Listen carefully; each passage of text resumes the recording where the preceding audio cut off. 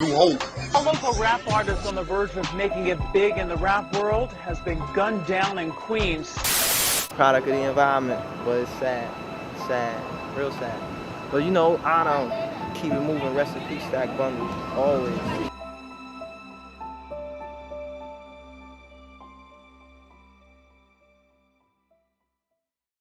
In the early morning hours of June 11, 2007, an up-and-coming rapper was shot and hit in the lobby of his building in the Redfern Houses in Far Rockaway, Queens. Hits were not unusual in Redfern. The New York Times once described the development as being in the midst of a private war. But any life lost is one life too many, especially someone as beloved as Raekwon Elliott, best known to fans as Stack Bundles. Stack Bundles hadn't yet released an album. To the average listener, if they knew him at all, he was known for his appearances on collaborations. But to die-hard fans and, even more, to the people in Far Rockaway, Stack was a freestyling revelation. He was a star in the making, and we'll never know what he could have achieved if his life not been cut short.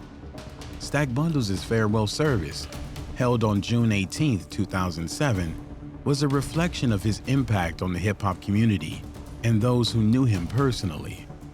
Mourners gathered on Linden Boulevard, heading to the J. Foster Phillips Funeral Home in Queens, New York, sharing memories of Bundles' talent and mourning the potential he had yet to realize. Notable figures from the hip-hop world, including DJ Clue and Joe Budden, paid their respects. Budden remarked on Stack Bundles' personality, intelligence, and humble nature, expressing deep sadness over losing such a promising talent at a young age. The attendees also included Jim Jones and Juelz Santana. In the casket, Stack wore a red t-shirt, sunglasses, and jeans.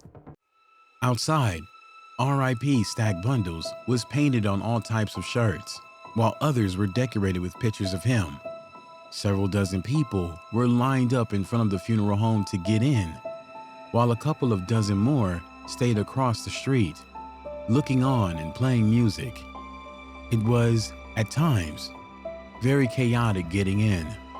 The place was packed so tight that the front door had to be closed off. Meanwhile, most of the family and friends had to weather getting through a back entrance that was just as jammed. As they remembered him, some questioned why Stack still loved by the hood, but those who knew him said he refused to leave until he could bring someone with him. Inside, the minister presiding over the service agreed that life is too short and encouraged the congregation to tell the person next to you that you love them. The sentiment echoed the feelings of many who knew Bundles. Recognizing his ambition to succeed and uplift those around him from the challenges of hood life. One of Stack's friends, Sky Zoo, said, "He knew this could really happen.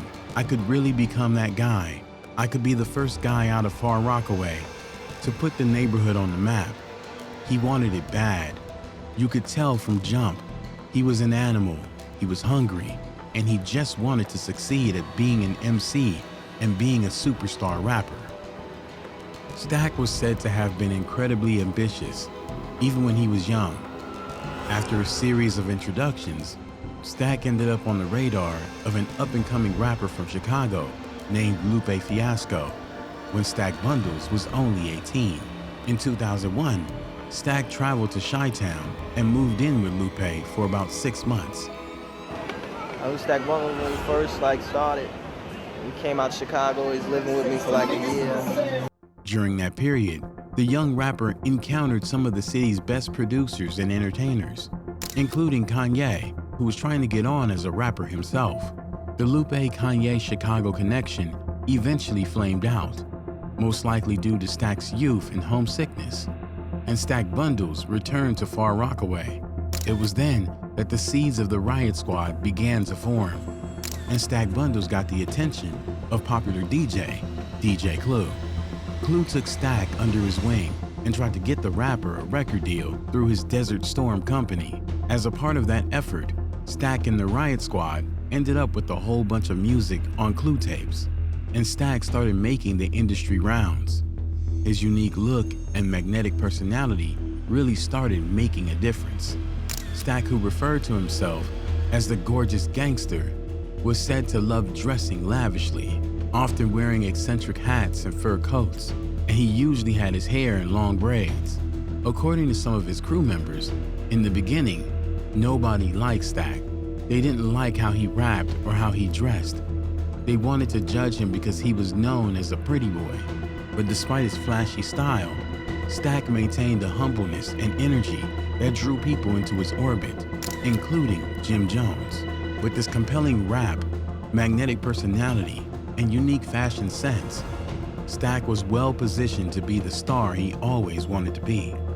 When Jim Jones took Stack under his wing, Jones featured Stack on many songs, even turning the Far Rock rapper's love for Christmas into an album, A Dipset Christmas. But even more than Christmas cheer, it was Weatherman that would begin to launch Stack into the mainstream. The Jim Jones tune featured a verse from Lil Wayne and had Stack on the song's final verse and on the hook. As a result of the tune's success, Jones and Stack went on tour with Wayne in early 2007. Stack Bundles was rumored to be considering permanently teaming up with Lil Wayne before he was hit. It was said that Stack really enjoyed the relationship he was building with Wayne and that he liked the way he moved. Sky Zoo, who grew up with Stack, summed it up with, "What if? What if Stack had more time, more songs, more chances? He was right there, in tune with New York's rap scene, setting trends and making connections. If Stack's path to stardom via association with Jim Jones, or Wayne, or both, had continued, it would have meant the world to his neighborhood." It seemed like, to those close to him, he truly was on the verge of stardom. But could his rise to fame actually be what got him hit? In a video shared to his official Instagram account, fans, family, and friends gathered to witness the rapper get immobilized in his iconic neighborhood of Far Rockaway, Queens in New York. Several of Stack's associates spoke at length about the Riot Squad rapper's legacy and how he paved the way for other New York artists to be seen and heard. His legacy now lives on with the street named after him in his hometown.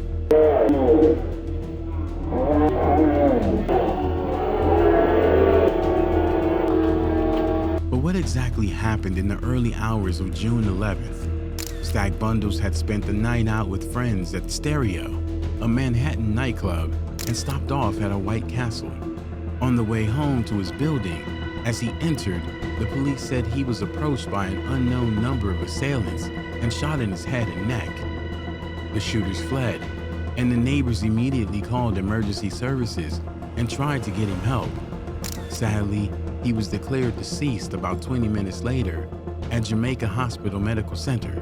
In the aftermath of Stack Bundles' untimely passing, theories started to emerge. For some, the motive of the shooting seemed rooted in jealousy.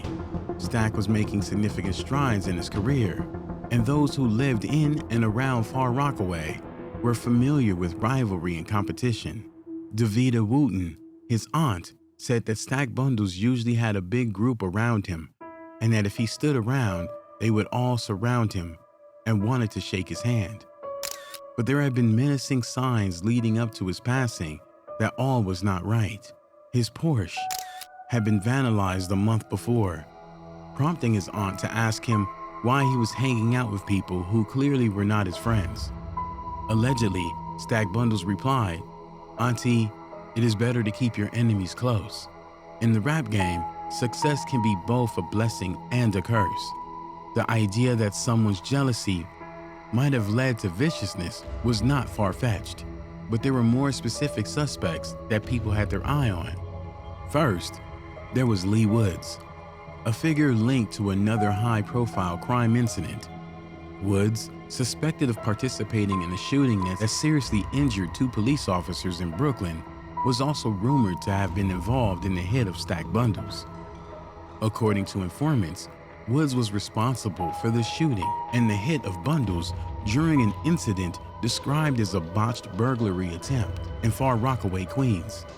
This alleged burglary attempt, leading to the untimely passing of Bundles, suggested a motive far removed from the initial theories of jealousy or personal vendetta within the hip-hop community. The police seemed to focus on Lee Woods for a while, but he was not the only one. Charles White was another dubious person, but most of the public didn't know that until he himself was hit. Charles was found shot execution style in a vacant house with a pillow over his head, a leg wound, and 2 bullet wounds in his ear. The manner of his passing suggested that it was a retaliatory hit. Authorities actively investigated the potential relationship between his passing and the passing of Stack Bundles, leading the public to speculate.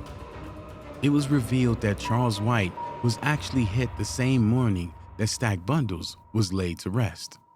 But no official connection was ever confirmed, and the case remains unsolved. While listening to Stack, one thing that pops out to fans is that his music had aged better than that of many of his mixtape peers. There was a lot of the expected slick talk, wordplay, and punchlines. The references were cutting edge at the time and still hold up. There were ample life lessons hidden in his freestyles, and there was joy in letting off one of his patented ad-libs, joy in shouting out Far Rock, and, of course, plenty of joy in being the gorgeous gangster. Stack Bundles was survived by his dad, who goes by Stack or Stack a Dollar, and his mom, who goes by Yvette Elliott or Classy E. Rest in peace, Stack Bundles.